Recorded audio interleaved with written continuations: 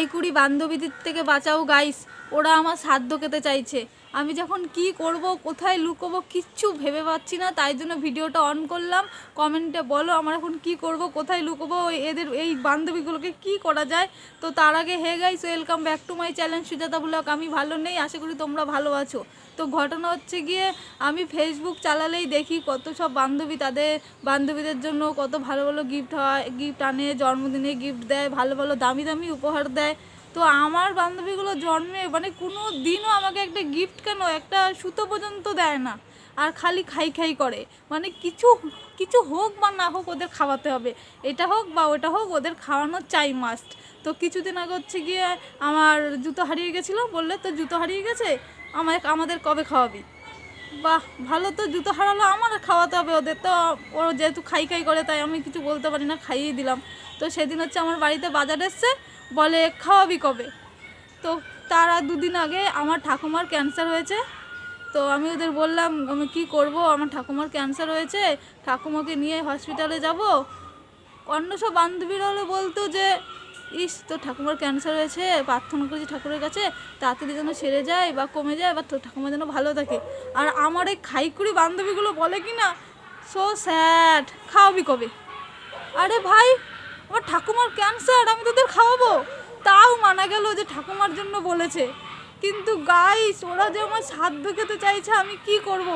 তো ঘটনা যেটা হচ্ছে গিয়ে, দুদিন ধরে আমি ওদের ফোন তুলি না, কারণ আমার পাটা ভেঙে গেছে পড়ে গিয়ে। কারণ আমি যদি ফোন করি খালি ডিস্টার্ব করে, ফোন তুলি না। তো কালকে বিকেলবেলা না, মানে আমি দেখিনি, ওরা 14 বার ফোন করেছিল, আমি বললাম কে না কে, আমি ফোনটা তুলে ফেলেছি ভুল করে গাইস।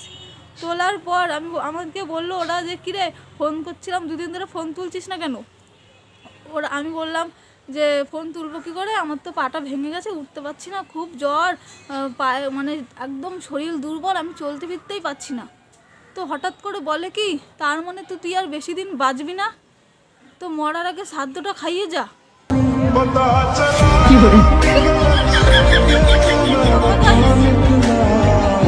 সাধ্য খাওয়াবো কি করে? আমি নিজের সাধ্য নিজে করব? ওদের খাওয়ানোর জন্য আমাকে মরতে পর্যন্ত হবে গাইস। আমি কি করব? আমি কাল রাতে থেকে ওদের ভয়ে জঙ্গলে এসে বসে আছি, বাড়িতে গেলেই বলবে খাওয়া। নিজের সাধ্য যে কী করে খাওয়াবো আমি নিজেও জানি না। এই খাইকুড়ি বান্ধবীদের থেকে যে কী করে বাঁচবো তাও আমি জানি না। তাই আমি ভিডিওটা অন করলাম, তোমাদেরকে জানালাম। এবার তোমরা আমায় কমেন্টে বলো এই খাইকুড়ি বান্ধবীদের থেকে আমি কি করে রেহাই পাই, তারপরে আমি দেখছি ওদের। তো ভালো ভালো কমেন্টে করো, আমায় জানাও। আর কি যে করি, আমার আর ভেবে চিন্তে মাথা কাজ করছে না, নিজের সাধ্য আমি নিজে কিভাবে করব এখনও মাথায় ঢুকছে না। তো কার কার এমন খাইকুড়ি বান্ধবী আছে আমায় কমেন্টে জানাবে অবশ্যই। তো আজকের ভিডিও এই পর্যন্তই, তাড়াতাড়ি কমেন্ট করো, ভালো লেগে থাকলে লাইক কমেন্ট শেয়ার করে দিও। তো টাটা, দেখা হবে তোমাদের সাথে আবার নেক্সট ভিডিওতে। তো এখনকার মতন টাটা।